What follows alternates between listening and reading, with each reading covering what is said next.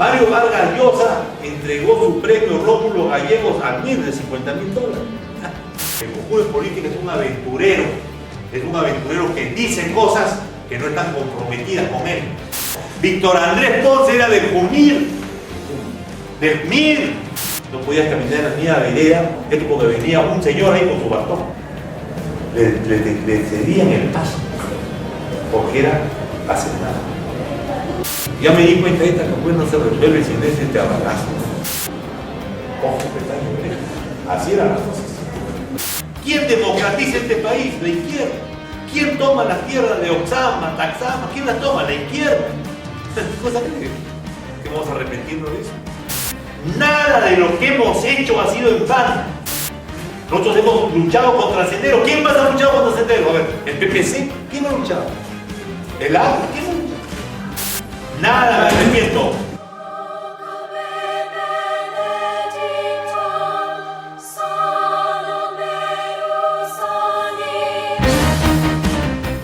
Y ingresé a la escuela naval. En esa época la escuela naval era bien aristocrática. Y no sé por qué ingresé porque la escuela naval. Tuve 3 años. El almirante Jean-Pierre, 2 años superior que yo, pero era muy mal cadete porque a los malos cadetes de la Marina los ponían en las fuerzas que no eran navales. Entonces él es de la FOE, de la Fuerza de Operaciones Especiales, entonces es un soldado disfrazado de marino. Y de ahí me fui a Ayacucho. ¿Por qué? Porque el rector de la Universidad de Ayacucho era un capitán de navío retirado. Eso fue en 19... Yo llegué a Ayacucho en 1961. Bueno, pero entonces, ¿cómo ingreso yo? Cuando yo era cadete, había reuniones de un primo hermano mío, que era el papá de Popio Olivera. Se llamaba Luis Olivera Balmaceda, que era el hijo de la hermana de mi papá. Entonces nos reuníamos la familia y yo veía a gente que hablaba, discutía y todo, era el APRA rebelde. El más gritón era Javier Vallerriés, muchacho, ¿no? O sea, el APRA se divide en el año... El APRA está en la clandestinidad desde 1948, del golpe de Odría, y el APRA recobra la clandestinidad en 1956, o sea, 8 años después. La juventud aprista de 1948, en el 56 ya no eran tan jóvenes, eran profesionales, pues bien, pero esa juventud aprista del 48 que había luchado en el destierro, en fin, no acepta la convivencia, o sea, la alianza de APRA con el radismo. Y un joven trujillano, Luis de la Puente Uceda, que era de clase media acomodada trujillana, viene con una moción desde Trujillo cuestionando la convivencia. En el 59, cuando triunfa la Revolución Cubana, el 1 de enero del 59, ellos van a La Habana. ¿Por qué? Porque el Che viene desde Buenos Aires y pasa por Andahuaylas, por Abancay, y ahí se enamora de una chica peruana que se llamaba Hilda Gadea. Entonces, cuando triunfa la Revolución, Hilda Gadea va a La Habana. Y Hilda Gadea era del APRA rebelde. O sea, el APRA rebelde tenía una baraza con la esposa del Che, diciéndolo. Ya con toda esa familia, no sé quién que llegue. Me dicen, bueno, pues entonces tienes que meterte a la lucha. Bueno, entonces allí empecé a tener unas ideas de una organización política de carácter de izquierda revolucionaria. Pero yo tenía formación de izquierda porque un tío mío fue voluntario para la Guerra Civil Española y leíamos los puros libros de esa época que venían de la Unión Soviética, ¿no? Era otro mundo. Además, el tiempo de los soviéticos te vendían pues el paraíso en los libros, ¿no es cierto? Pero entonces te convencían. Ese fue mi origen. Y después ya con lo del APRA rebelde, me mandaban sin pedirme permiso a mi casita, a mi cuarto en Ayacucho, me mandaban unos paquetotes de propaganda de ellos, ¿no? Y entonces ya empezaba a leer y me pasé, entonces me convertí, ¿cómo se llama? Como miembro del MIR, así es. Estamos hablando del MIR pre-guerrilla, creo. Claro, estamos hablando de 1963, o sea, hay un famoso documento del MIR que se llama Nuestra Posición, que fue el discurso que dio Lucho de la Fuente en la Plaza San Martín, diciendo que iba a hacer la guerrilla. Fíjense la franqueza. En la Plaza San Martín, bueno, los he llamado porque vamos a comenzar la guerrilla. Después de eso, se entrevistó con el ministro del Interior, que era pues, un verdadero ministro del Interior, no como idiota, un verdadero ministro del Interior. Y le dije, ¿sabe qué? O me encierran en el Parlamento o yo hago la guerra para que se pueda producir la reforma agraria, ¿no? Porque Belaúnde tenía una oposición de la convivencia. Y no le creyeron. Entonces se fue al Cusco. Y ya habían hecho trabajo campesino. El MIR tuvo 41 cuadros muertos en la guerra. 41 cuadros, cuando decimos cuadros políticos, militares, que habían ido a entrenarse a Cuba, de la época de Javier Heró. Algunos después fueron a China, porque el Che estableció las relaciones con China. Entonces en el MIR habían los cuadros chinos y los cuadros cubanos. Cuando ibas tú a La Habana a hacer esos cursos, te decían, usted viene de Perú, ya está muy bien, usted quiere hacer la revolución en su país, ya muy bien. Una semana que le enseñen cómo se dispara, que no sé qué, y después acá tiene su fusil, váyase usted a la sierra del Escambray a matar gusanos, porque había una ya guerrilla contrarrevolucionaria. Nada más. En cambio, a los cuadros de China, no. A los chinos eran pues la guerra popular, la línea de masa, la construcción del partido, trabajo abierto, trabajo secreto, todo. Entonces, los maoístas, los cuadros chinos eran mucho más preocupados de las masas. Y los cubanos eran más de saber cómo poner la mechita, cómo hacer explosivos. ¿Dónde estaba? ¿Qué eras, chino? No, bueno, yo era muy religioso. No, yo era de los cursistas de cristiandad.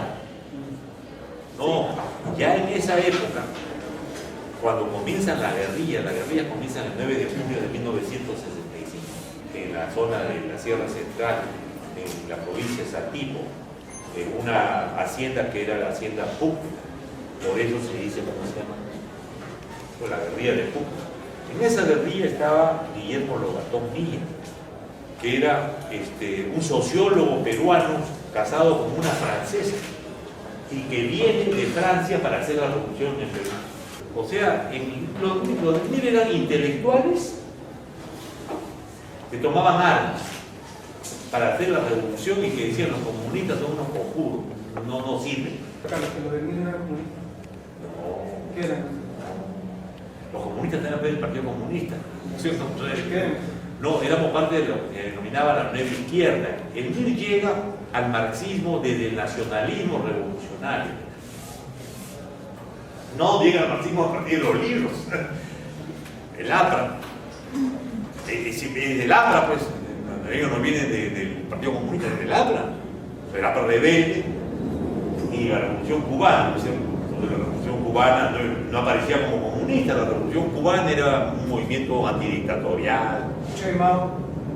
¿Cómo? La relación Che Mao, la carga nacional. Pero eso no se sabía, pues, era el Che que le permite a la embajada de Cuba, a la embajada china en La Habana, presentan a los chinos, ¿cierto?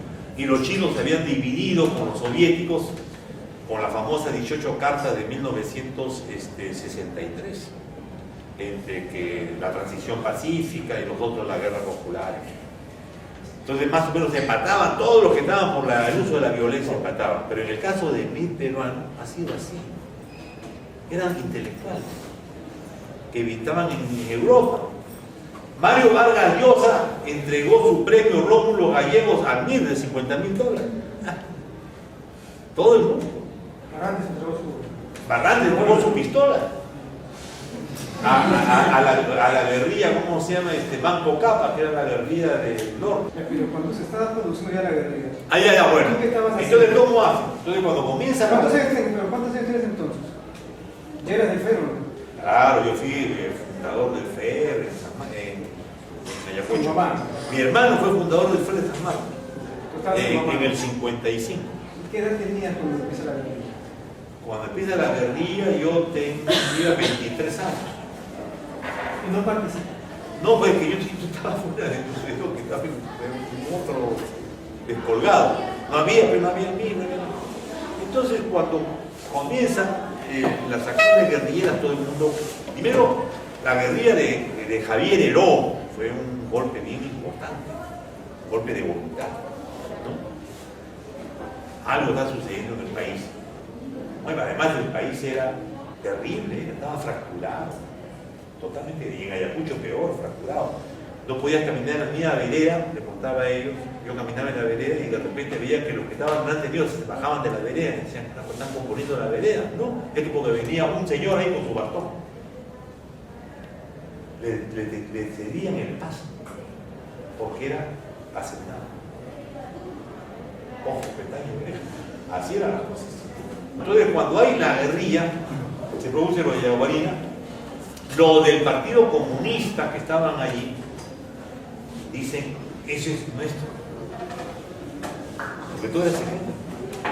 Y había un grupo del Partido Comunista, tienen que invitarlo a Héctor Béjar, que había formado el Ejército de Liberación Nacional, que con el MIR eran primas hermanas pues, que se habían formado en Cuba. Héctor Béjar viene del grupo de Javier Heró, ¿ya? Que también un poeta pero que quería ser guerrillero, en esa onda era. Entonces yo digo, ya yo también, yo quiero, ya me di cuenta esta que pues no se resuelve sin ese abalazo. Es imposible, era imposible. Cuando tú entrabas a la iglesia, tenías que esmerarte para no pisar a la gente, porque la gente estaba echada en el suelo, echada, los campesinos, echada en el suelo, y no había los reclinatorios, sino que cada señor que venía a la misa, primero venía su sirviente con su reclinatorio y lo ponía. ¿Ya? Entonces ya venía el señor y se arrodillaba. O sea, pues era una fractura social histórica. Pero el MIR fracasa. No, historia muy larga. Es lo que tú crees. No fracasa. Entonces nos llevan a caminar al campo. Caminamos de noche. Primero nos hicieron entrenar. ¿Ya? Y llegamos a un sitio que era del distrito de Socotinchos, una hacienda, que era la hacienda del papá de Lucho Lumbreras, que nos protegían, ¿no es cierto? Esperando que vinieran los guerrilleros para que nos llevaran. Una semana y no vino nadie, fracasó todo, comí una porquería. Entonces regresé a la ciudad y ahí sí me contactaron ya uno del MIR y me dijeron, tienes que venirte a Lima. Claro, a Lima para que me conocieran, ¿no es cierto? Entonces me dicen, vaya usted había en la primera cuadra del Pilón de la Unión, que van a crear en la esquina con un periódico doblado, ¿no? Que era La Crónica. Entonces yo llego y veo a un señor más o menos mayor que yo, que tenía unos 35 años con su crónica. Entonces me mira, acompáñame. Entonces yo me acompañaba y de repente me lleva a una ferretería. Pide 2 alternadores de 12 voltios, así despacio. 40 metros de cable, no sé qué, 40 metros de cable. Ya. Y agarra y corre. Así fue. Te inauguraste. ¿Para qué? Porque entonces, después ya en el carro con este señor, le digo, compañero Pablo, ¿y por qué se quedó? No, tenemos que probar, pues, si vamos a romper la legalidad, hay que comenzar rompiendo la legalidad, ¿cómo se llama? Diciendo esto, rompo con todo, ¿no es cierto? Así fue que ingresamos. Esto fue en agosto del 65, entonces ingresamos acá con el cuñado de Che Guevara. Les conté de Hilda Gadea, el hermano de Hilda Gadea era Ricardo Gadea, que ahora vive en España, y viene a veces. Él era el cuñado del Che, pues. Entonces a él lo habían sacado de la guerrilla Pachacute de Cusco para que organice acá en Lima, no había nada que organice un aparato que se llamaba la OTE, Organismo de Trabajos Especiales. ¿No? Entonces me miran a mí y me dicen, tú no estás para irte a la sierra, ¿no es cierto? Tienes que meterte a la OTE. Entonces estuve en la OTE, pues estuve desde agosto del 65 hasta enero del 66, ¿qué hacíamos? Hacíamos propaganda armada. Eso lo explicaba varias veces. Se hacían dinamitas, se producía una explosión. Eso mencionó muchas veces Rafael Reyes, ¿no? Y se volaba. Claro. Tiene razón. El que hacías eso, ¿no? Bueno, en ese periodo hacía eso y no me arrepiento, pero no matábamos a nadie. Todo el mundo estaba entregado por la revolución. Yo había dejado la universidad, había dejado todo. ¿Qué cosa? ¿Cómo hacer la revolución? Pero regresas a Juan Manuel. Por eso pues te digo, en enero del 66 hasta eso. Y en enero del 66 hay una reunión de los cuadros sobrevivientes del MIR. Bueno, entonces, después de eso digo, bueno, ahí sí recién me nombran para que yo organice el MIR en Ayacucho. Esa es con Béjar. No, Béjar es de él es de Liberación Nacional. Es otra cosa. Lo que me contabas de la mano. Claro, él hace la guerrilla Pero esa es por la misma. Claro, en el 65. La idea de los cubanos que orientaban este trabajo insurreccional era que la guerrilla de Béjar, que estaba en un mapa, ahora que se ve con lo del Braille, pues igualito, que estaba en Chapin, que es en Oreja de Perro, y de la Puente estaba en la hacienda Huiro, estaba en la convención Hilares, pues donde ha sido el problema último con los secuestrados. Entonces creían que se podían unir y que se creía que habían sobrevivientes de la guerrilla Pachacute que podían pasarse a la guerrilla ¿no? Cuando se reúnen los sobrevivientes, ¿qué deciden?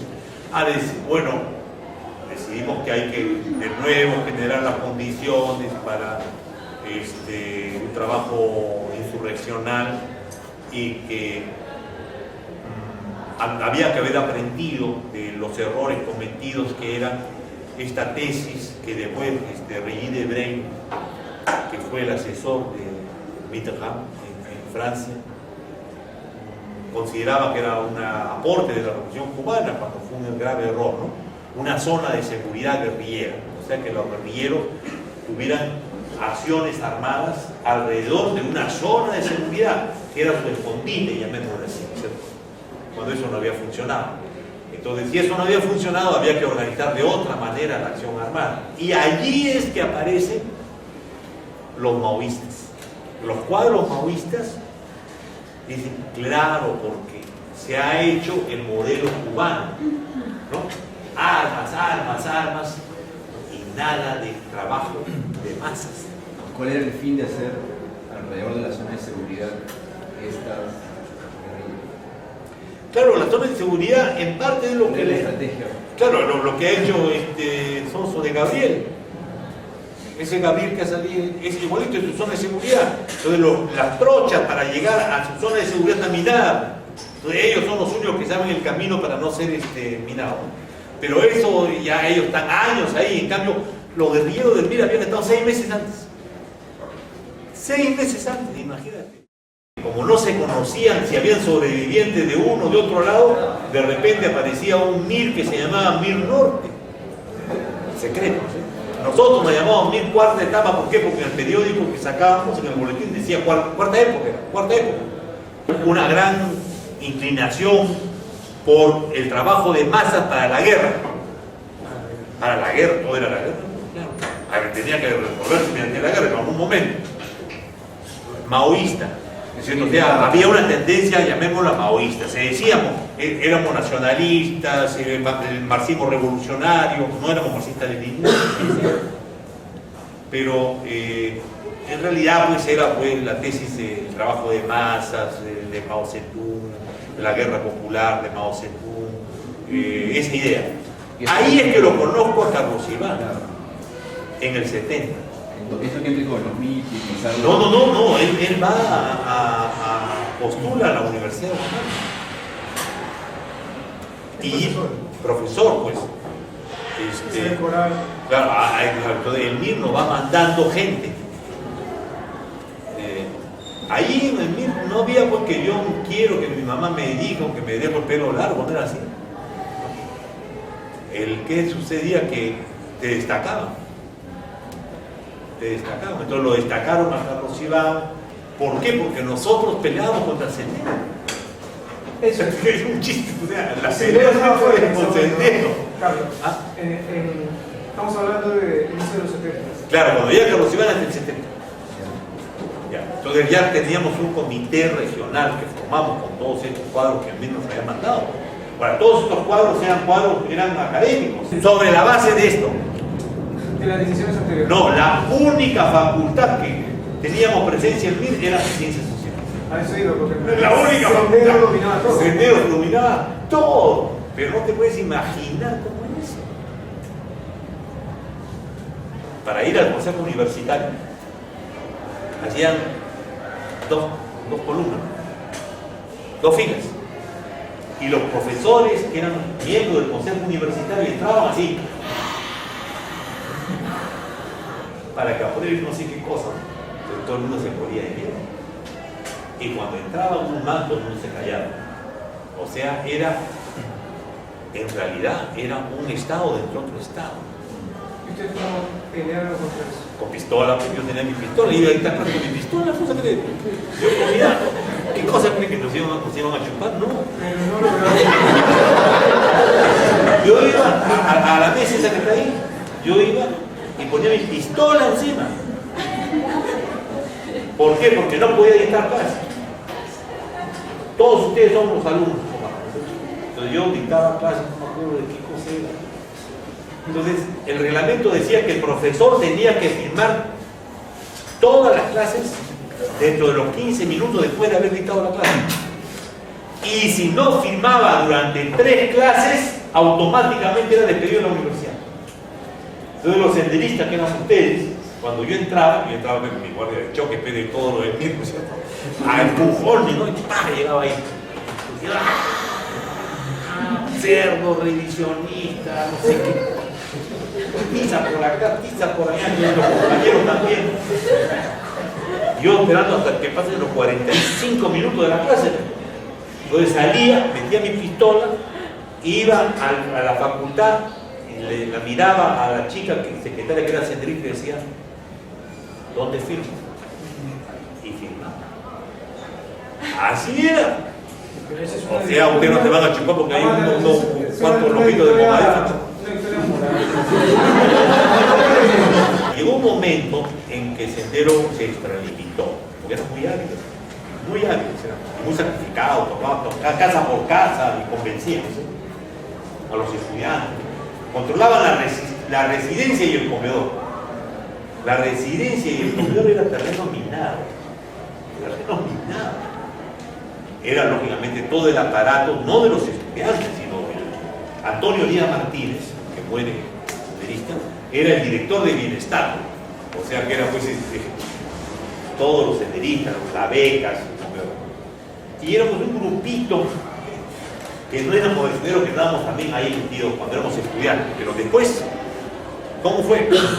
Los derrotamos en 1973 porque llegó Santiago Pedralio. Santiago Pedralio llegó también. Pues Santiago también.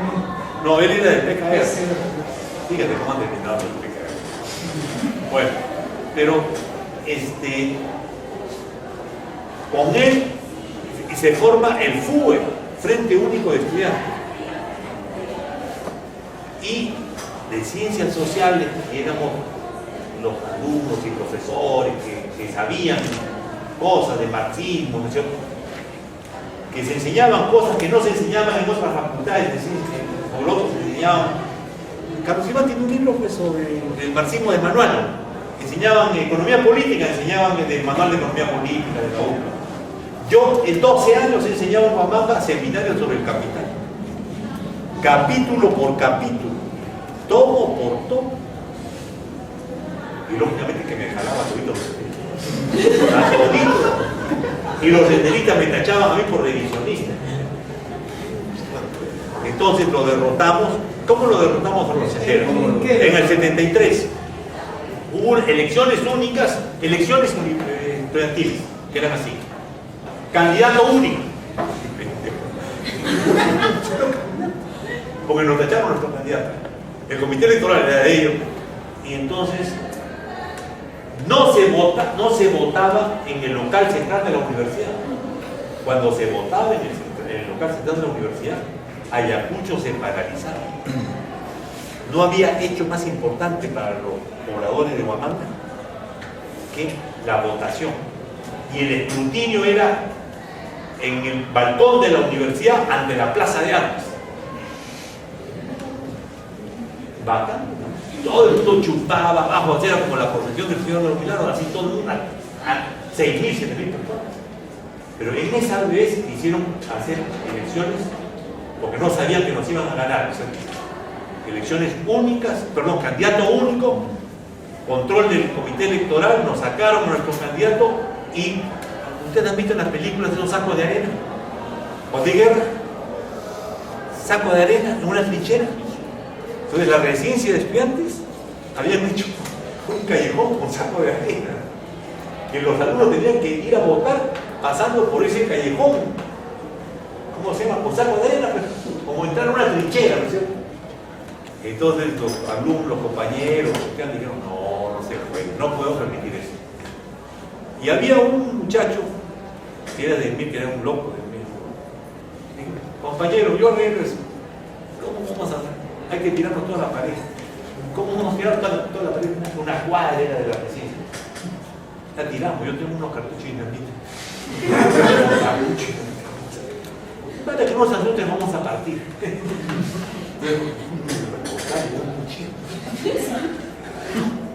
Y entonces el detonador ya. Y después vamos a saltar, ¿cómo se llama? El local de los picos, la lámpara de ingeniería, de agronomía. Y se repartieron. Y vamos a tumbar toda la pared. Y le tumbamos toda la pared en la cuadra. Y se cayó la pared y entraron los compañeros, acá teníamos salvajes, con los demócratas cristianos, con los apristas, fue el frente único contra Sendero, ¿cierto? Y se les hizo juicio popular. Se les pegó, se les correteó como ratas, se escondían, cuarto por cuarto, debajo de la cama los sacaban. Entonces, 2 días de borracho, ¿no es cierto? Todo el mundo, ¡ah! Al tercer día le tocaban puerta por puerta de su cuartito. Salían, los agarraban y le sacaban el alma, que eran los senderistas. Entonces, allá las cosas ahí eran complicadas. Así fue. El Mire era el baluarte contra el Sendero, pues por eso el idiota de Rafael Reyno se da cuenta de él, ¿no? ¿Por qué luchamos contra el Sendero? Por el sentido democrático del trabajo universitario. Después de ahí, Carlos Iván contrajo la tuberculosis. Se fue a Alemania, a la Universidad Libre de Berlín, ¿no? Se quedó 1 año y medio, quedó en el 75, 76.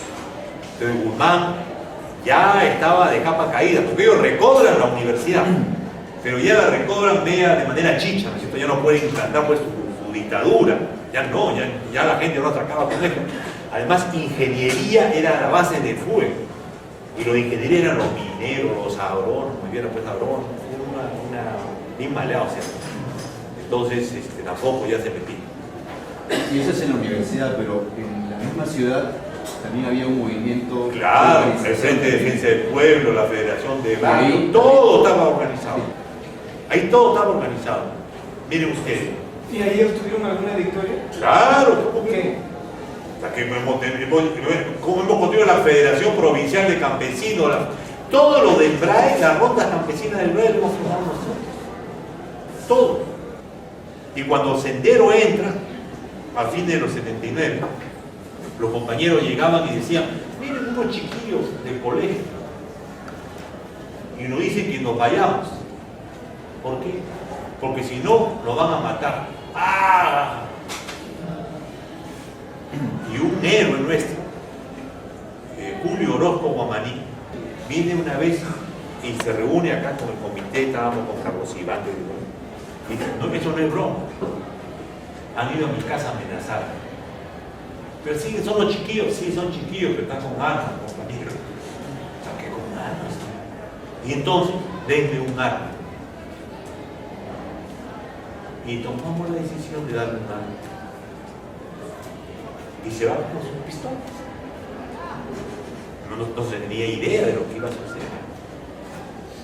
Y la Marina, cuando ingresa, cuando comienza la guerra, lo capturan, lo llevan a la hacienda de Santa Teresita, lo embarrocan con las manos acá, desnudo, y le pasan una motoniveladora encima con cerca de 40 gente. Gravísimo error, porque él era el que peleaba contra Sendero. Era una pelea de masas que pensábamos hacerle, pensábamos disputarle a Sendero las masas, ¿no es cierto? El problema es que en guerra es bien difícil disputarle, ¿cierto? Porque no vale solamente el discurso. Hay compañeros acá, el que es director de un colegio de Cuenca, que es un desaparecido. A mí me desaparecieron. ¿Cómo te desaparecieron? Bien simple. Me hicieron cavar un hueco. Eso fueron. Me metieron adentro y me empezaron a llenar de tierra.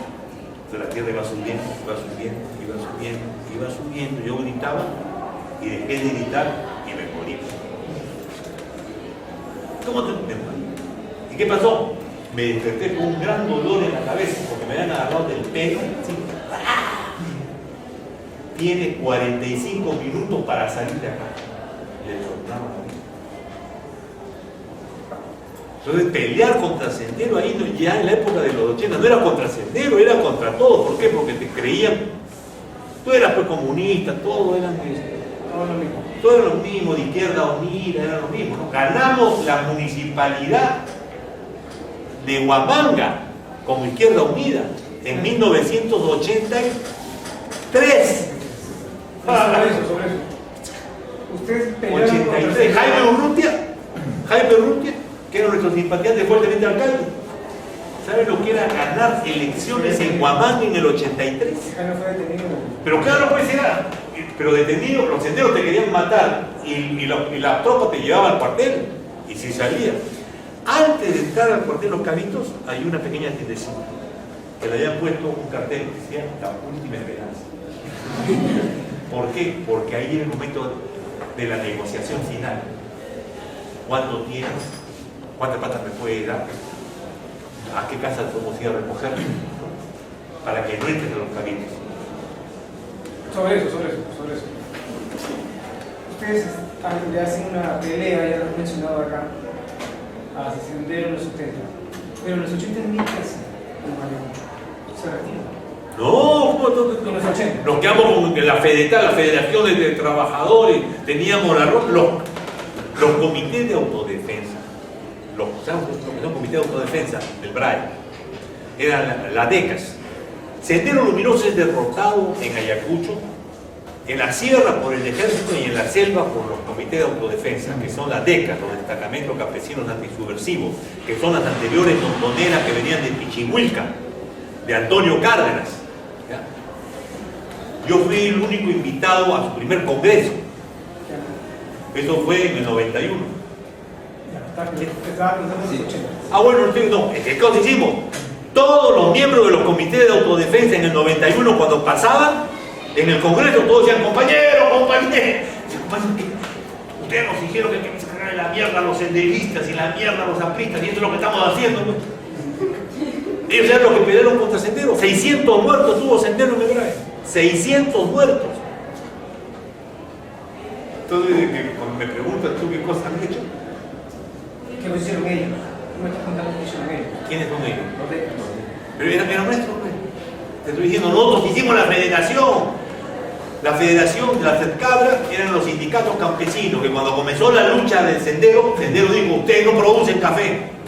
¿Cómo no producen café? No pueden exportar café. Pues como no pueden exportar café, entonces ¿qué hicieron? En Pichihuilca, que es una localidad del Braille, allí se empezó a armar, entonces carajo, hay que pelear. Entonces empezaron a pelear, pues. el mismo partido. Ese no, pues, ¿qué cosa cree que te estamos hablando? Claro, pues.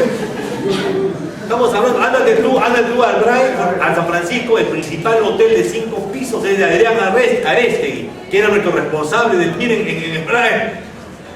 Izquierda Unida en Ayacucho era principalmente el MIR. Después estaba una parte del PC, creo. Esa era la fuerza. Vanguardia, pero muy poco. Pero era el MIR porque teníamos mayor tradición y estábamos metidos más en la universidad, teníamos más presencia, ¿no? Entonces el MIR me destaca a mí el 77 a Lima. Entonces en la formación esta de la Unidad Democrática Popular, la UDP, yo represento al MIR Cuarta Época.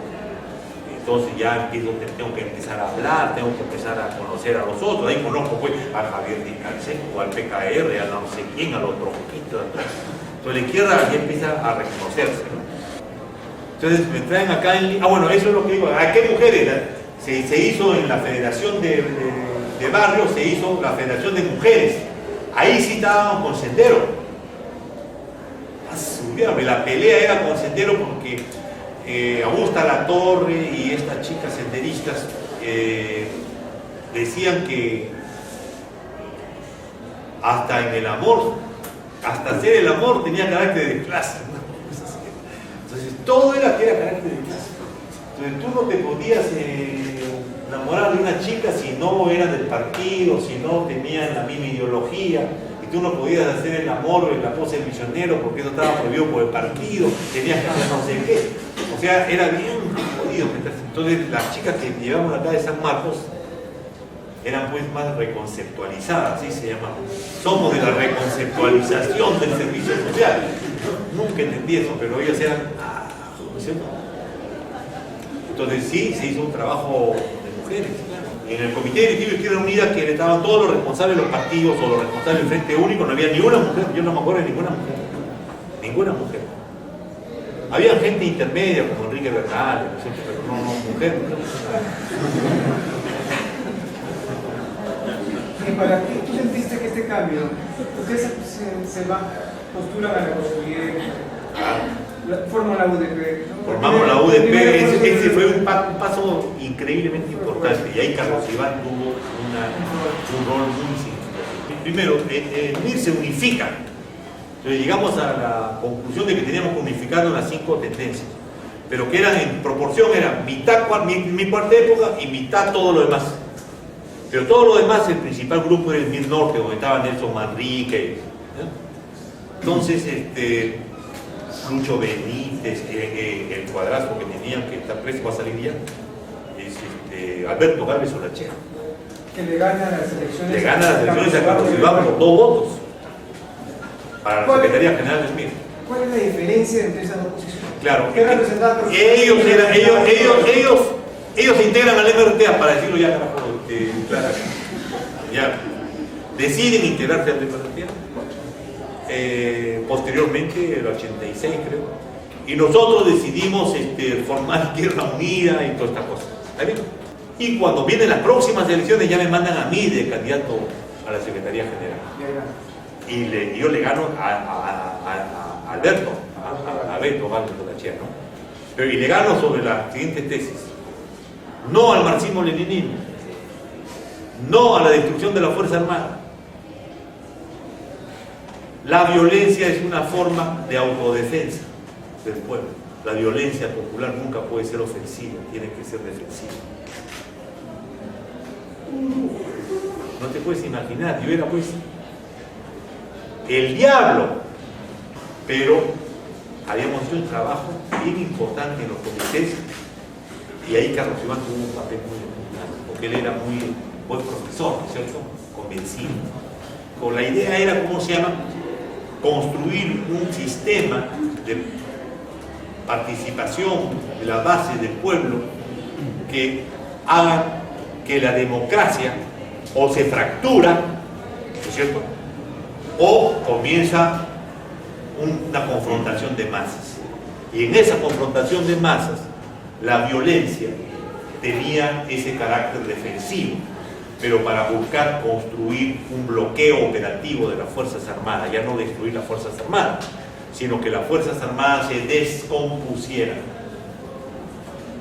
Esa fue toda nuestra tesis. ¿Ellos qué sostenían? ¿El marxismo-leninismo a muerte?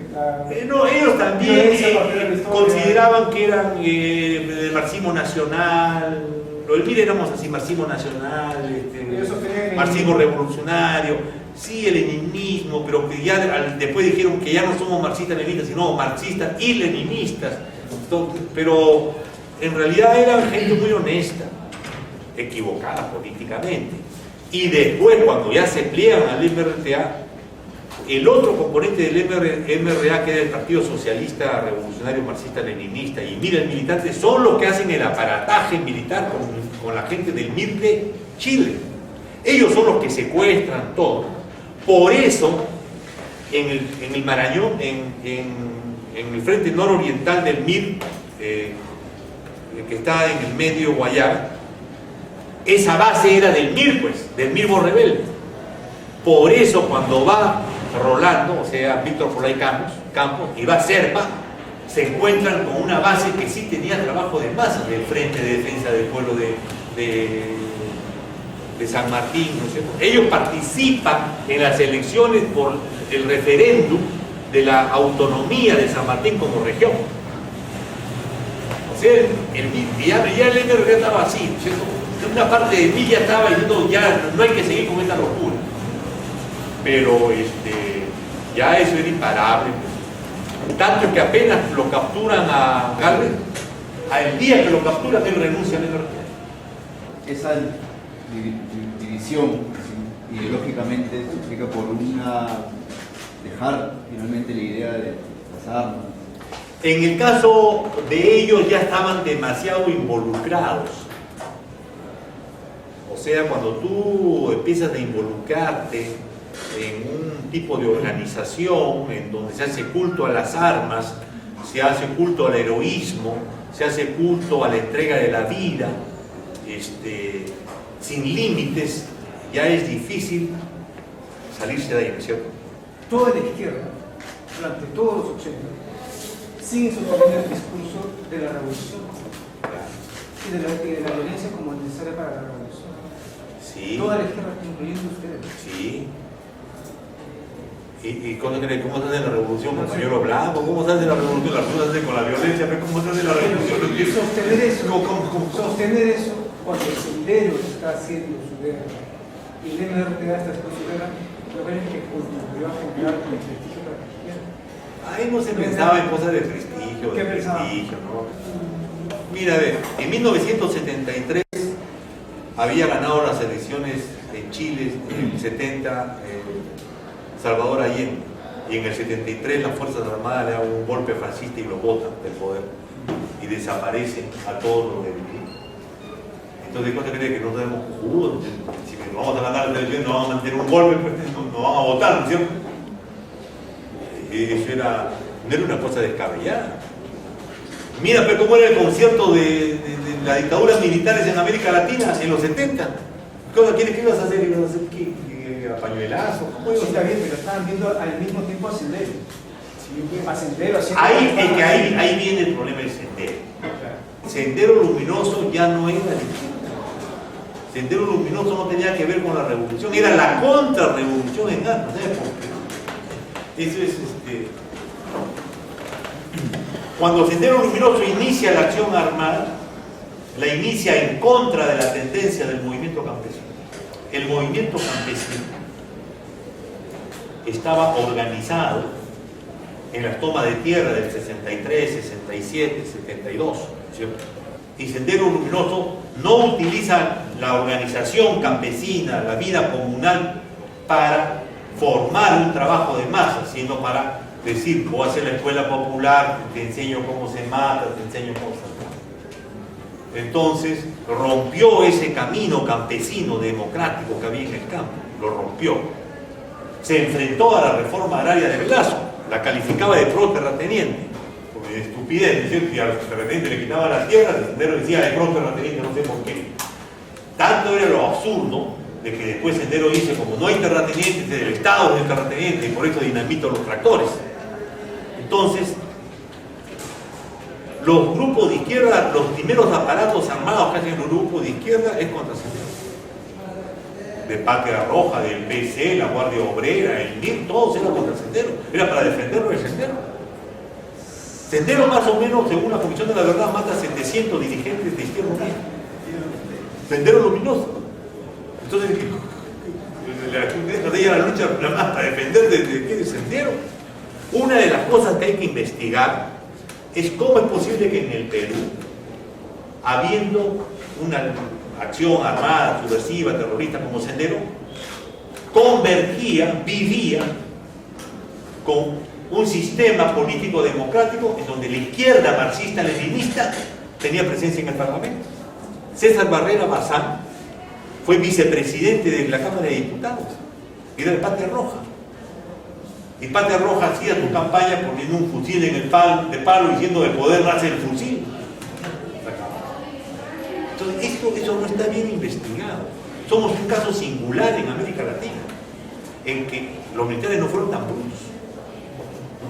Se dieron cuenta, no, estos son de palabra, ¿no es cierto? Pero en los hechos están fortaleciendo el sistema democrático.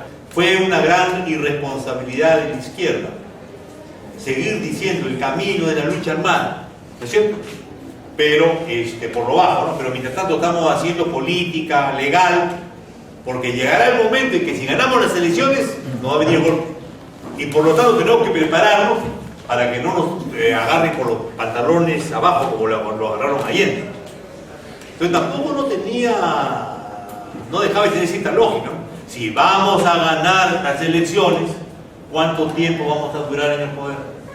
Tenemos que tener entonces un movimiento revolucionario de masas que apoye ese poder que han conquistado, porque el desenlace se va a dar en el terreno de las masas. El desenlace no se podía dar en el terreno simplemente de la ley.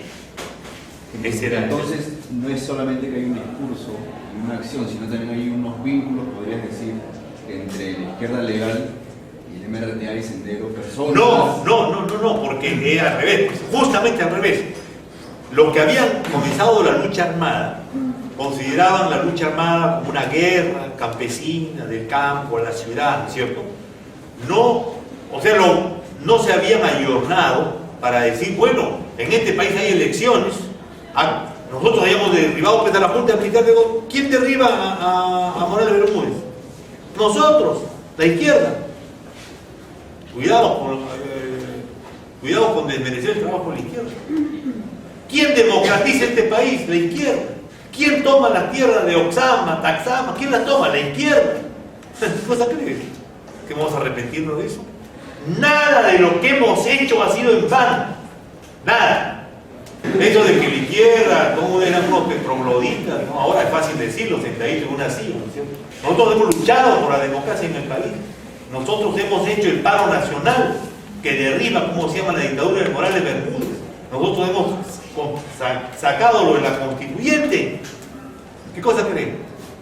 Nosotros hemos luchado contra Sendero. ¿Quién más ha luchado contra Sendero? A ver, ¿el PPC? ¿Quién ha luchado? ¿El APRA? ¿Quién ha luchado? Nosotros. Nosotros hemos participado por la ronda campesina de Cajamarca. ¿Quién la hizo? ¿La izquierda o qué? ¿Quién hizo los comités de autodefensa? ¿La izquierda o es? Entonces la izquierda estuvo bien. Nada me arrepiento. Magnífica performance de la izquierda en los 80. Nada me arrepiento. Yo creo que todas las cosas que hicimos tuvo que ver con las correlaciones de fuerzas, con la manera como pensábamos y con la coherencia con que actuamos. Pero hay que balancear la crítica. Yo no escucho ningún análisis que digan todo lo bueno que hizo la izquierda, ustedes han escuchado. No, bueno. ¿Por qué? Porque la corriente predominante es fácil criticar a la izquierda.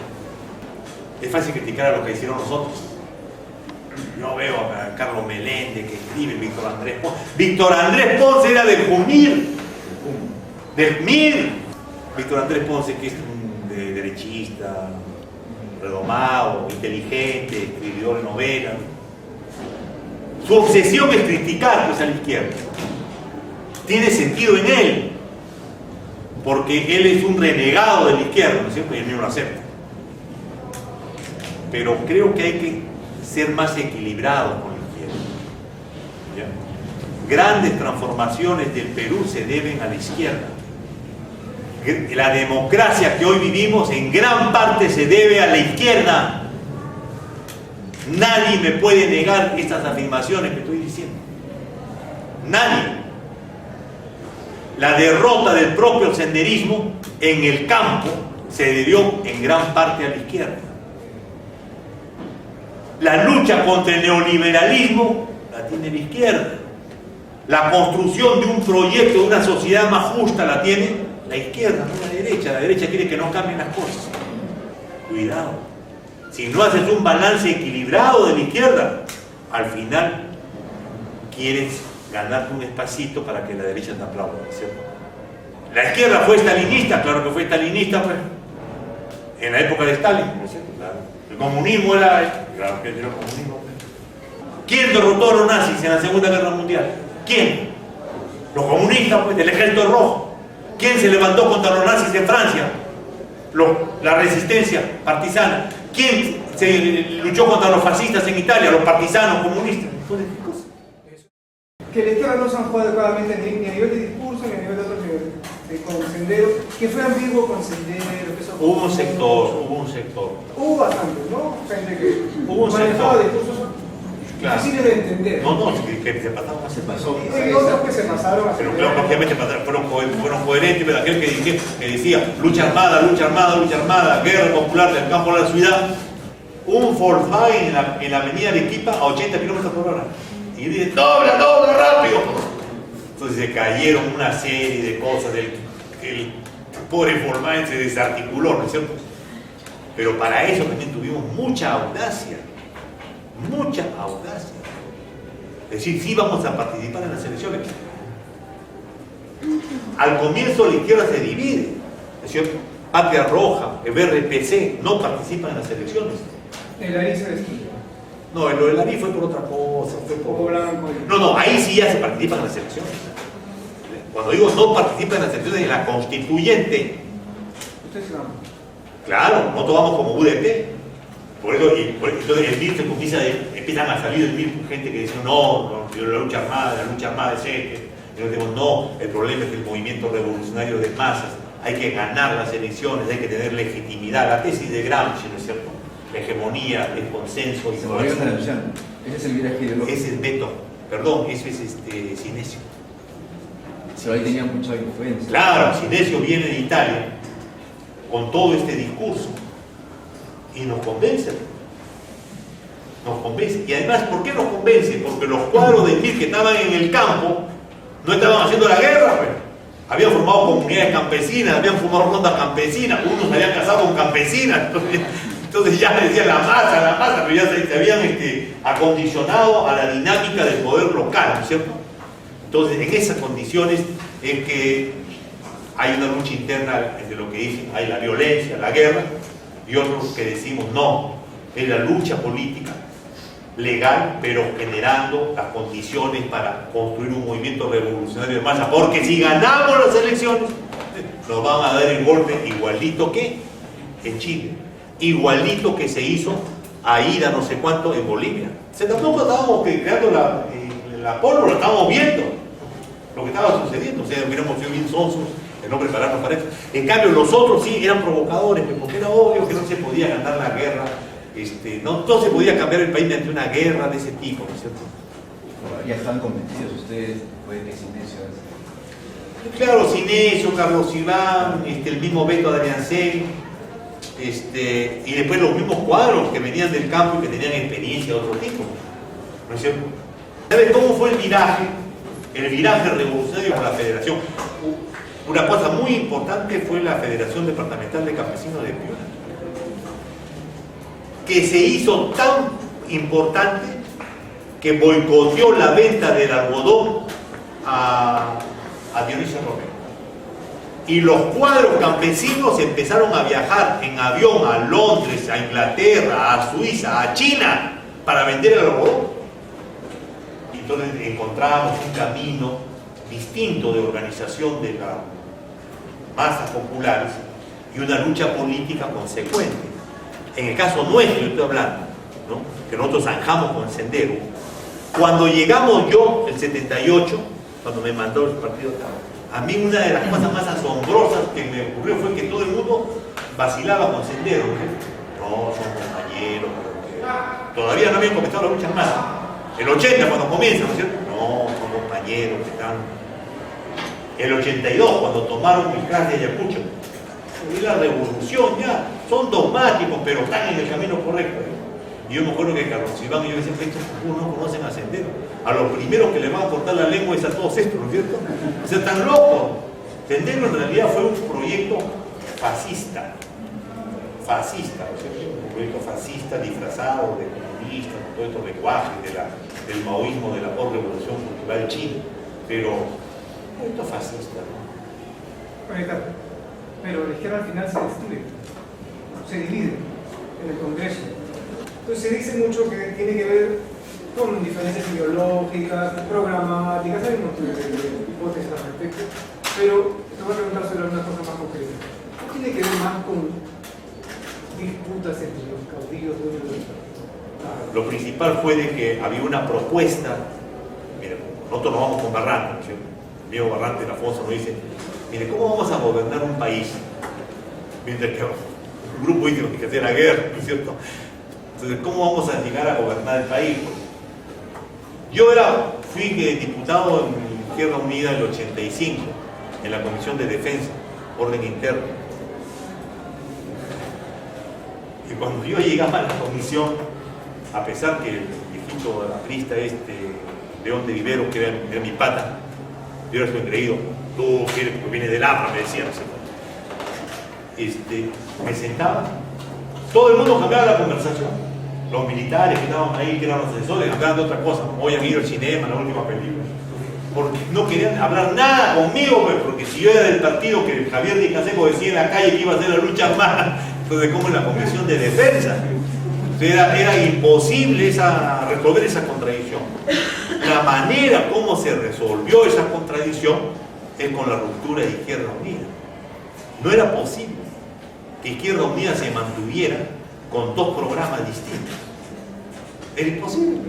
Entonces, en eso hay disputas siempre en la izquierda, en los frentes políticos, hay hegemonía, ¿no es cierto? Cada uno se compra su casita propia, ¿no es cierto? Pero no es broma, había un problema de fondo, que era si Sendero Luminoso era una fuerza contrarrevolucionaria o no. Entonces nosotros decíamos que Sendero Luminoso era una fuerza contrarrevolucionaria. Del MIR había salido esa tesis. Y los otros decían que no se podía decir eso. Entonces, si no había ese zanjamiento claro con Sendero Luminoso en el 89, ¿sabes qué fue el 89? El 89 era la tercera sesión del primer congreso de Sendero Luminoso, junio del 89, y Izquierda Unida se reunió en noviembre del 89. O sea, comenzaba el enfrentamiento global. Y también en el 89 se aprueba el manual contrasubversivo ME41-7, donde ya la Fuerza Armada sabe cómo derrotar a Sendero. Eso de que Fujimori, eso es pura broma. La Fuerza Armada sabía ya, ¿no? En junio del 89. La estrategia que derrota a Sendero Luminoso es la estrategia aprobada en junio del 89 en un manual que es el ME41-7, aprobado durante Alan García. Yo no digo que fuera una estrategia defensora de los derechos humanos, sino que decía hay que desaparecer a los miembros de la OPA, de la Organización Política Administrativa del Sendero Luminoso, los que no están armados. Por eso del 89 comienza el mayor número de desaparecidos, no el mayor número de muertos. Entonces era un año crucial. Si eso se producía a nivel de la sociedad, una izquierda que estaba ahí, ¿qué cosa iba a hacer? ¡Plom! Pues explotó. Pero no es cierto que explotó principalmente por puestos en lo concreto. Hubiéramos sido cojudos, pues, ¿no es cierto? Pensaríamos que perdíamos pues, puestos en el concreto dividiéndonos. Yo fui congresista cuando eran 48 diputados de Izquierda Unida. Acción Popular tenía 13. Y el PPC tenía 5. No tenemos 48. O sea, lo mirábamos como una basurita. Todo eso habíamos conseguido. Y sabiendo todo eso, ¿por qué crees que íbamos a arriesgar todo eso? ¿Por qué? Porque queríamos tener más curules. Para tener más curules hubiéramos atracado a seguir juntos. ¿No es cierto? Pero ya no éramos una fuerza verdadera de gobierno. Ya, pero intentaron estar juntos, ¿no? No es que hubieran anunciado antes. O sea, intentaron en el Congreso, como sea la unidad, eso nos contó Rolando Ames. Pero claro, así es. Uno milita sobre la base de identidades políticas que lo hace sentir a uno contento.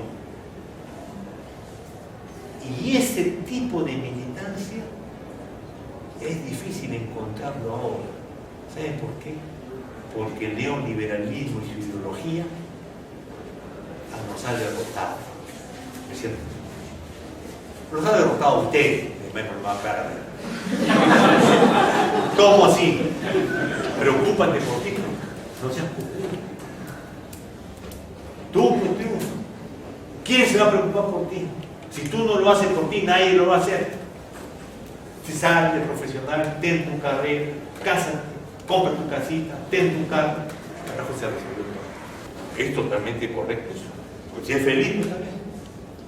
Pero yo sospecho que esa forma de comprender la política no es la política que se requiere en el Perú para resolver las fracturas históricas que tiene el país. Se requiere un tipo de militancia distinto. Se requiere un tipo de compromiso muy distinto. El problema es que ese compromiso sea tan consciente que lo hagan contento. Entonces está vacilando. Seguía contento después de los la gente se ayornó, se reacomodó, perdió su lenguaje, ya no se podía hacer izquierda. No, yo sí. Tú sí, un poco. Si tú agarras y dices, yo no, yo voy y digo, guerra, estamos contra Sendero. Yo dije, guerra, yo no voy a ser candidato, no voy a hacer nada. Y me fui, ¿cómo se llama?, a organizar charlas en el CAEM, charlas en la Escuela Superior de Guerra, de frente, me decían lo que me decían a los militares, les decían cómo era Sendero, cómo estaban equivocados ellos, para tener la autoridad moral para decirles que lo están cagando, ¿no es cierto? Porque yo estoy de este lado, yo no me pongo en medio. En guerra hay 2 posiciones, no hay 3 posiciones, pero... ¿Hiciste eso? Claro, yo agarré, no postulé a ningún cargo, nada de ese, nada. Y claro, asesor, he sido se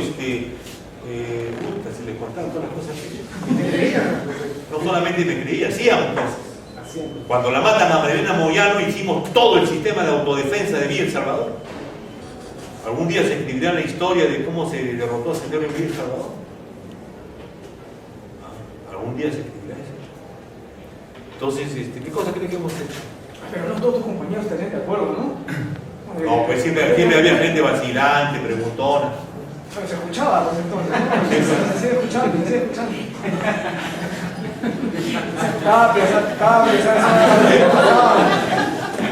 Claro, mira, en la política Lenin decía, mírale las manos, no les veas la boca. Y nosotros decíamos, Sendero Luminoso es parte de la contrarrevolución, había que traer la mierda. ¿Con quiénes? Junto con los que le estaban peleando contra ellos. Yo no puedo decir, bueno, yo voy a pelear, pero no con este ni con este, yo solito. Así no es la guerra. Así Pero mira, muchos izquierdistas, me acuerdo que pensaban, decían y escribían,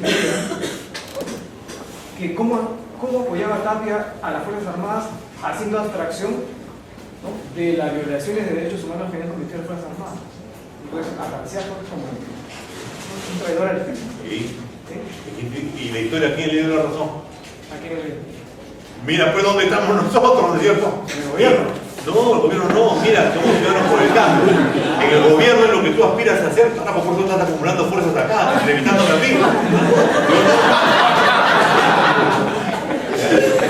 Si yo hubiera, mira, ve, si es que pienso manera, ¿no te das cuenta que yo 4 años como un cojudo detrás de Ollanta, tranquilamente podía haber sido congresista? ¿No es cierto? Lo primero que le dije a Ollanta, yo no voy a ser congresista porque yo vengo a hacer política de verdad. No quiero eso. Porque ¿sabes de qué? Porque me siento orgulloso de lo que he hecho. O sea, eso sí, yo no me arrepiento. Yo me arrepiento de ciertas cosas, es verdad, de errores. A ver, Pero las cosas que ¿qué error? Grave. quizás no tener la capacidad de más temprano de organizar una hegemonía política sobre la base de los discursos que teníamos del socialismo revolucionario, no al marxismo-leninismo, nada de función de la Fuerza Armada. Eso que para nosotros fue un salto cualitativo interno, no se propagandizó. Cuando Lech Walesa, con el movimiento Solidaridad, hizo su levantamiento minero ahí en Polonia, nosotros salimos a las calles, eso fue en 1981 creo, salimos a las calles apoyándolo a él, contra los comunistas, contra el marxismo-leninismo. Tú en política tienes que hacer las cosas como las piensas y como las sientes. No puede ser demasiado calculador. No se hace esto, porque fíjate, el otro me va a pegar la cachetada. No es así. Porque todo de la política entra en la teoría de los juegos y deja de ser una pasión. Y la política es una pasión. Aquel que no comprende eso, nunca va a ser un verdadero político, un oportunista de mierda, va a ser diputado, congresista, regidor, lo que sea, ¿cierto? Pero él es alguien que se ha comprado el pleito de su conciencia para ponerla al servicio de un cambio, de un ideal, de la transformación. Eso es lo que yo pienso. Si tú sigues haciendo política, muy metido en lo tuyo, tomas, ya has demostrado que tomas tus decisiones. Como agua, Sí, una cervecita muy atraído. Oye, pero te cuesta pero tienes un costo alto cuando decides apoyar a Humala, ¿no? Decides apoyar a Humala y tenías el prestigio de haber sido funcionario de la CDR, derechos humanos por lo tanto, y Humala estaba acusado de persona agredida, que es violación de derechos humanos. ¿Cómo sentiste esto? Porque tus ex amigos todos te miraron mal, ¿no? Te miraron como apestado. Mucho, ¿no? Muchos años. ¿Cuál fue el costo? No te puedes imaginar cómo me vieron mis amigos cuando entré al MIR, carajo. Tan loco. Yo vengo de una familia de clase media, acomodada.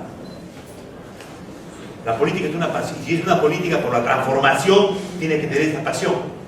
Cuando yo decido, voy como Ollanta, la historia es la siguiente.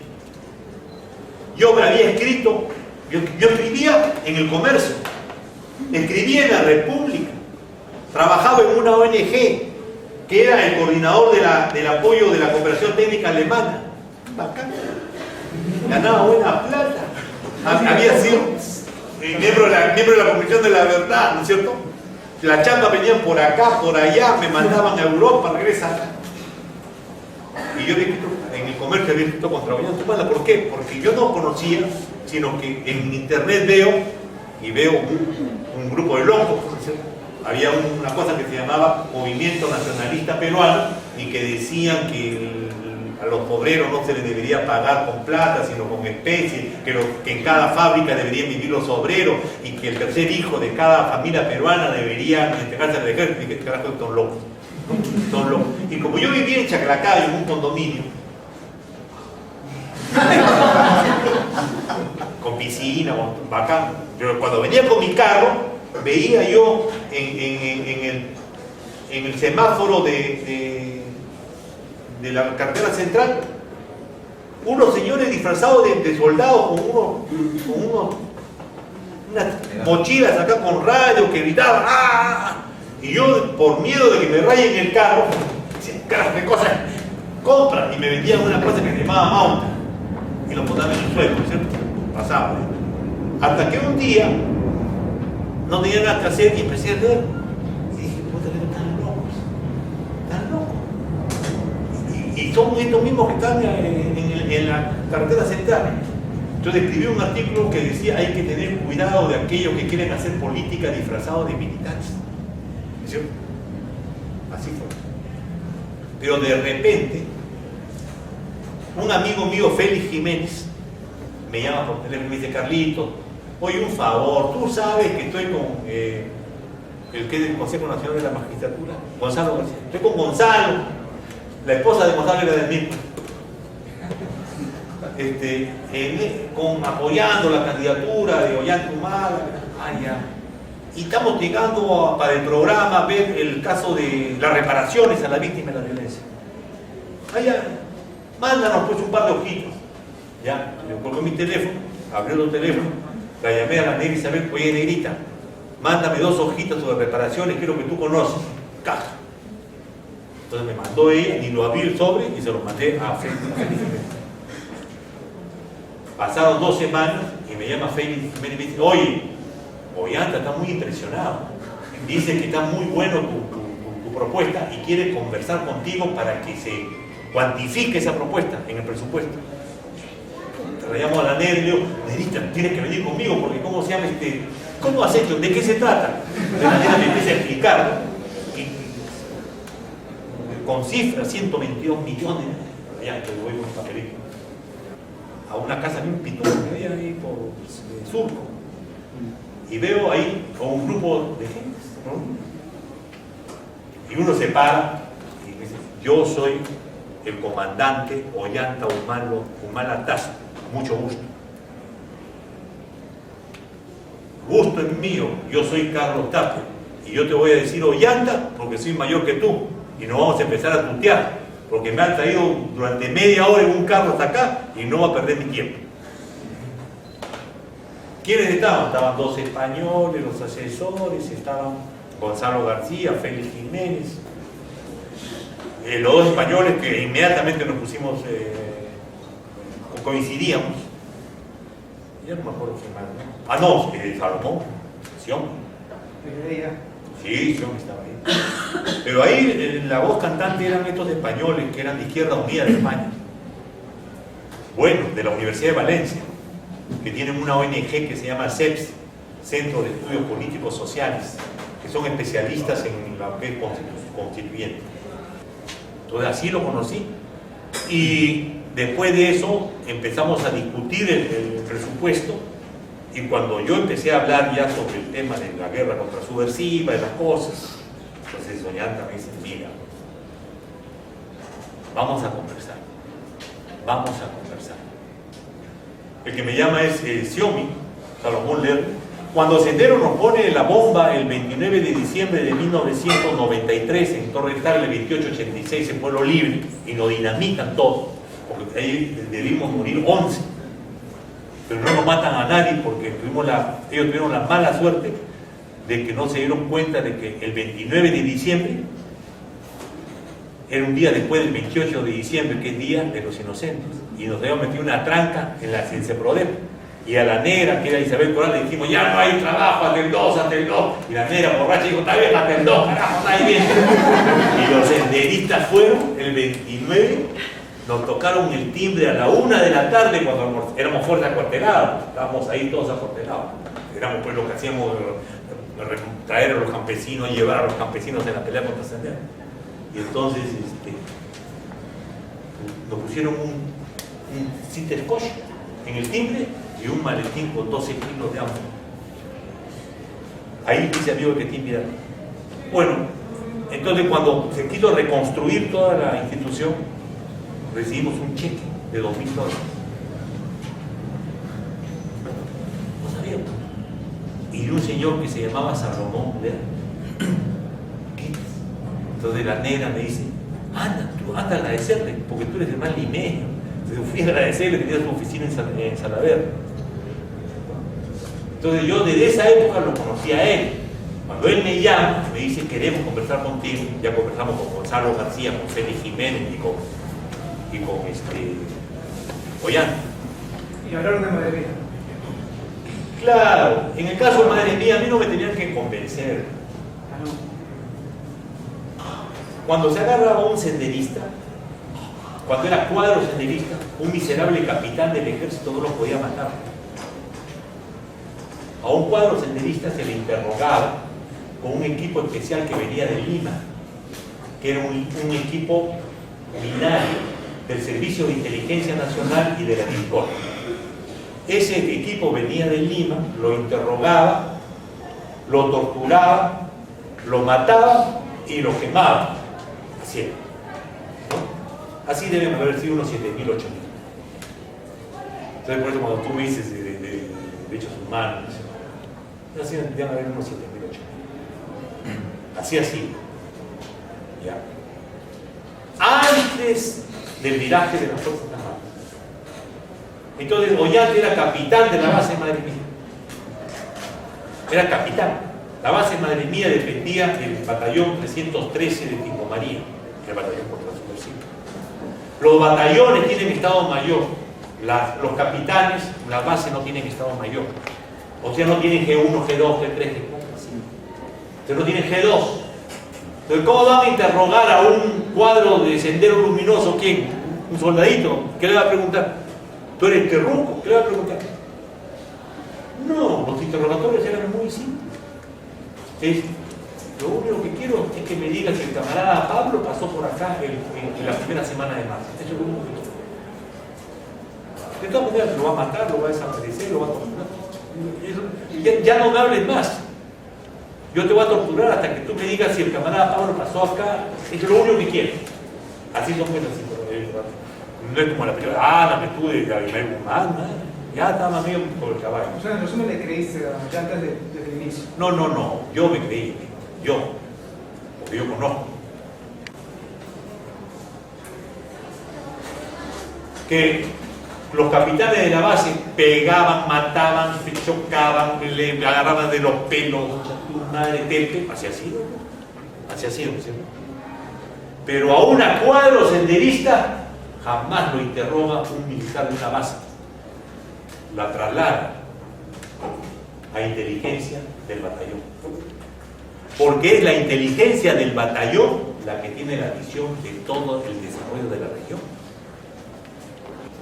No es que Ollanta sea pues un angelito, ¿no es cierto?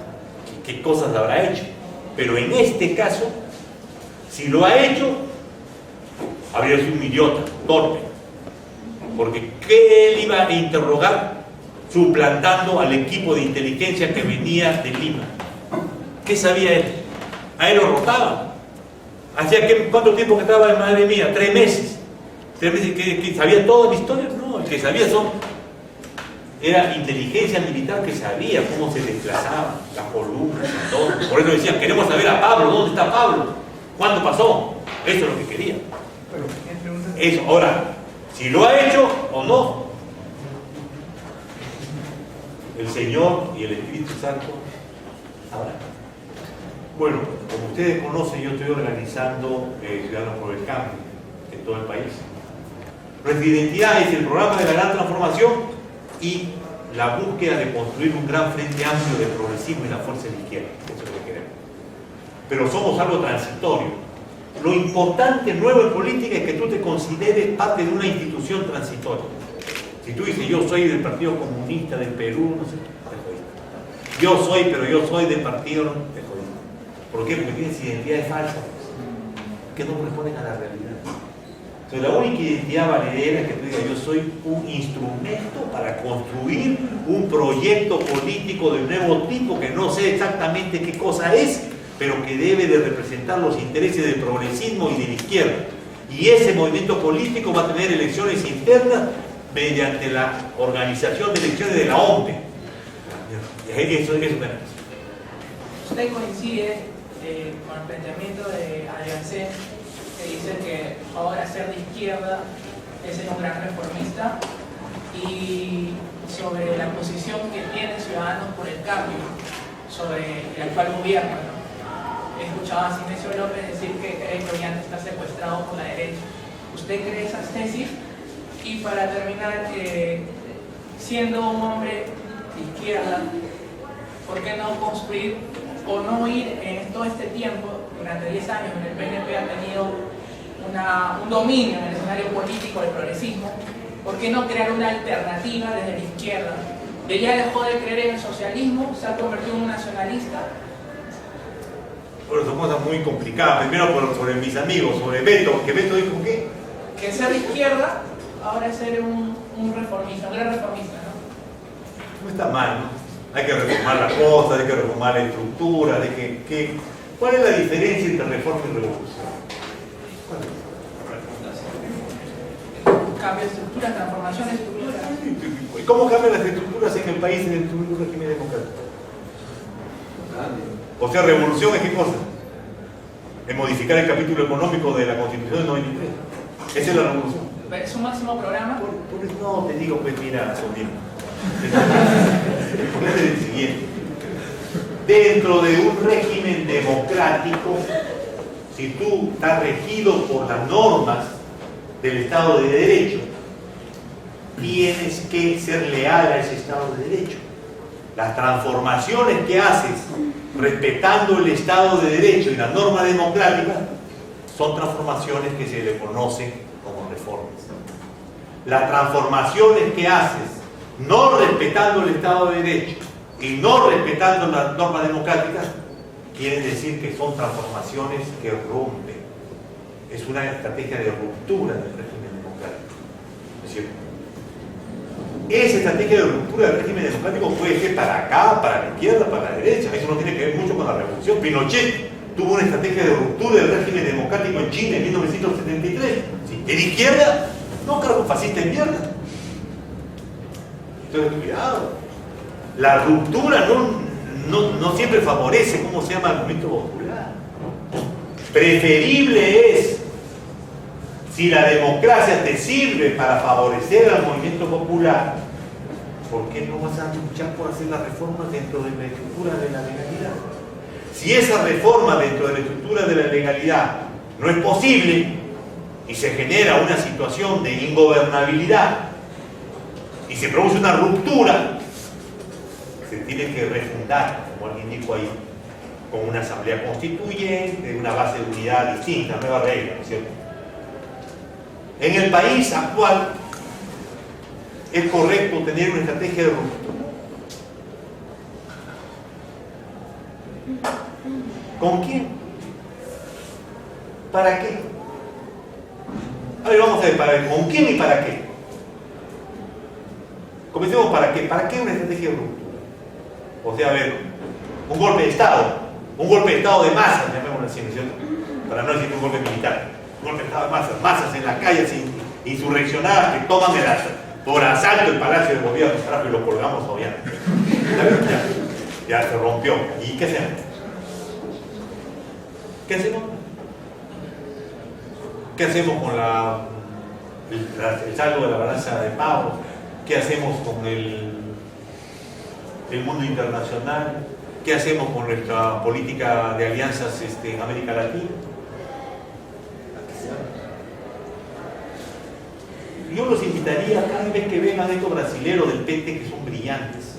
No el Sonso que aconseja Ollanta, pero hay otros brillantes. Cuando te explican qué es lo que está en curso en América Latina. En América Latina está en curso un gran proceso reformista. Y ese gran proceso reformista significa generar un polo distinto en la escena mundial que tenga capacidad de competir con los otros polos mundiales y que debe ser América Latina unida. ¿Y sobre qué base vamos a unir a América Latina? ¿Sobre qué hegemonía? ¿De hegemonía nuestra? No. Brasil ya es la séptima potencia del mundo. Va a ser la sexta potencia del mundo. Es obvio que estamos en el área de hegemonía del Brasil. Entonces tú no puede haber ninguna lucha liberadora ya en América Latina si no hay el concierto de voluntades con la política exterior brasileña. Entonces todas las cosas que ocurren en el Perú tienen que ver con una visión internacional del desarrollo de un bloque hegemónico mundial. Y ese bloque hegemónico mundial en América Latina se construye bajo la tesis de una gran reforma. No se construye bajo la tesis de una gran revolución, porque si no, no estamos viendo la realidad. ¿Qué cosa es lo que hace la Kirchner? ¿Hace revolución? ¿Hace reforma? El seguro social lo tienen los obreros por rama de producción. De salud sería de salud de los mineros, de salud del SUTEP, de salud de los... Por eso todos los gremios de los trabajadores tienen poder. Eso es reforma. Eso no es revolución. ¿Qué cosa hace el Pepe Mujica en Uruguay? ¿Reforma o revolución? Reforma. ¿Qué hace Chávez ¿cómo se llama? Reforma. ¿Qué hace Daniel Ortega? Reforma. Entonces, ¿de dónde me sale usted la revolución? La política es concreto. La política es producto de lo concreto, o sea, de múltiples determinaciones. No depende. Si yo hubiera vivido hace 150 años atrás, estaría pues un emancipador de Perú contra España, ¿no es cierto? Pero ahora, ¿cuál es la tarea? La tarea para resolver los problemas que tiene el país, porque usted es peruano, no estoy hablando en abstracto, ¿no es cierto? Es que tenemos que construir un sistema amoldado a una identidad latinoamericana unida, y dentro de esa identidad latinoamericana unida mantener un propio aporte peruano, y para eso requiere producir una economía diferente a la neoliberal, una economía nacional de mercado, que es el proyecto de la gran transformación. Entonces, pero esta gran transformación no fue hecha para que Ollanta la tomara por asalto con ametralladoras, sino para que ganara las elecciones, ¿no es cierto? Entonces, el proyecto de la gran transformación, que es nuestra identidad, es un proyecto de reforma, no es un proyecto de revolución. Estamos luchando contra este modelo económico vigente. Este modelo económico vigente es el modelo económico del señor Castilla, del MEF, puesto por la CONFIE. El propio Ollanta Humala en Asunción, Paraguay, el 1 de noviembre dijo: cuando salí elegido, la CONFIE me impuso un ministro de Economía.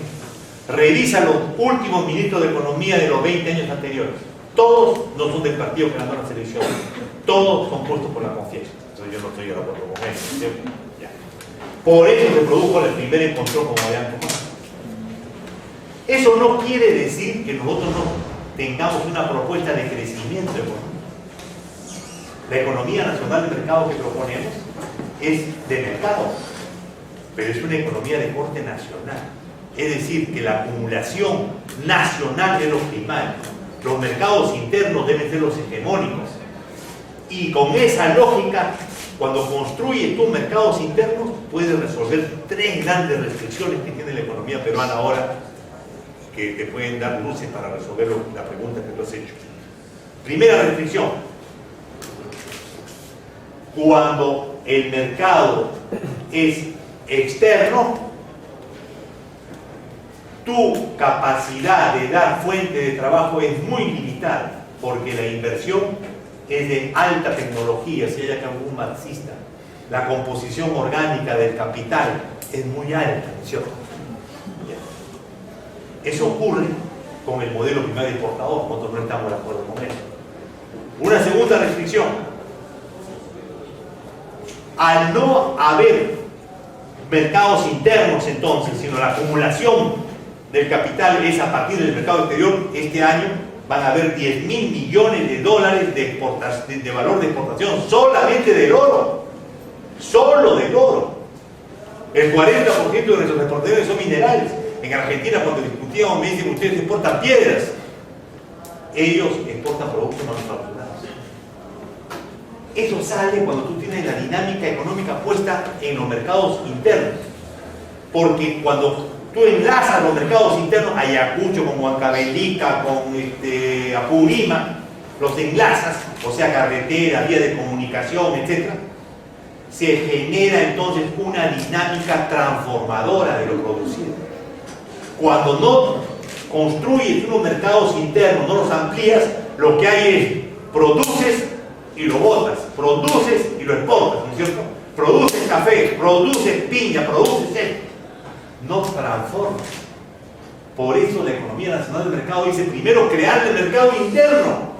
Eso es lo principal, dar prioridad a nuestra transformación de los productos básicos. Y cuando transformas productos, por ejemplo, en el braille, ¿qué cosas siembra? Café, cacao, coca y su mira el coca. Mira. Pero ¿qué cosas hacen con el café? Sacan el cacao, perdón, con el cacao, abren, sacan la pepita, lo hacen secar, la semilla, ¿no es cierto? Y después viene la Onofre, la Nestlé y se lo lleva. Eso es. No transforma. Entonces la mano de obra que tú requieres para cosechar ese fruto del cacao y ponerlo a secar es una mano de obra sin calificación, con un salario de porquería. Pero si haces ahí una planta de chocolate, la mano de obra que utilizas ya no es una mano de obra sin calificar. Vas a tener que manejar máquinas, vas a tener que complejizar la producción. Por lo tanto, el salario sube, y al subir el salario, aumenta la demanda interna y se genera un círculo favorable para el desarrollo de la economía del Perú bajo otro criterio. En ese momento, la educación tiene que producir una profunda revolución. Ahora la educación no. La educación estatal, no quiero hablar de la universidad, pero la educación estatal no, es secundaria, primaria, es una educación para los pobres, ¿no es cierto? ¿Por qué? Porque los pobres requieren para trabajar mano de obra sin calificarme. Pero cuando tengas tú en San Francisco una planta de producción del barbasco, que saques la rotenona como insecticida orgánico para exportar en China, vas a ver tú cómo se hace el colegio, empiezan a ver los institutos, ¿no es cierto?, para formar por qué la rotenona, cuál es la complejidad de la... Ya, ese es el desarrollo. Lo que hay ahora es crecimiento económico y asistencialismo. Ollanta confunde su gran inclusión social, es que haya beca 18, pensión 65. Eso es transitorio, porque si tú no tienes el objetivo de la creación de los mercados internos, no puedes salir de la situación de pobreza y de desigualdad que existe, ¿no? En el Perú crece la desigualdad conforme crece el enriquecimiento de los de arriba, y eso es una bomba de tiempo. Además, fíjate cómo está el neoliberalismo. Fíjate cómo está en Francia, cómo está en España, cómo está en Grecia, cómo está en Portugal, cómo está en Italia. O sea, no tienen que dar lecciones a rostro de qué. Se está cayendo, carajo, en Estados Unidos. Fíjate cómo están los americanos. ¿Sí? Los americanos están nacionalizando los bancos. Nacionalizan los bancos. Imagínate que nosotros dijéramos, vamos a nacionalizar un banco. Con un combo nos meteríamos, ¿cierto? Cristina Fernández de Kirchner agarró y dijo, todas las AFPs pasan al Estado. 90.000 millones de dólares. Salieron 250 a protestar y salieron 100.000 trabajadores a apoyar. Se acabó. O sea, el mito de que las AFP tienen que ser privadas se acabó. Está funcionando bien el Estado. ¿Por qué? Porque es un negocio. Entonces, en lugar de que lo ganen ellos, que lo gane el Estado. Me cuenta el embajador de Perú en Argentina, que es mi amigo Nicolás Lynch, que también ha sido profesor de ustedes, ¿no es cierto?, que cuando van con los empresarios peruanos a decir por qué no permiten que la palta peruana entre, no sé cuánto, pero es que libre comercio. Entonces los argentinos me dicen, nosotros no queremos el libre comercio. Pero nosotros tenemos TLC, vengan acá al TLC. Nosotros no creemos en el TLC. ¿Qué más?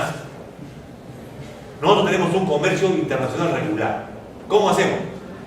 Nos compra México, nos vende 10.000 millones de dólares. Nos tienen que comprar 10.000 millones de dólares. Si no, no. Esto está funcionando en América Latina. Ha crecido el 8% del Producto Bruto el año pasado.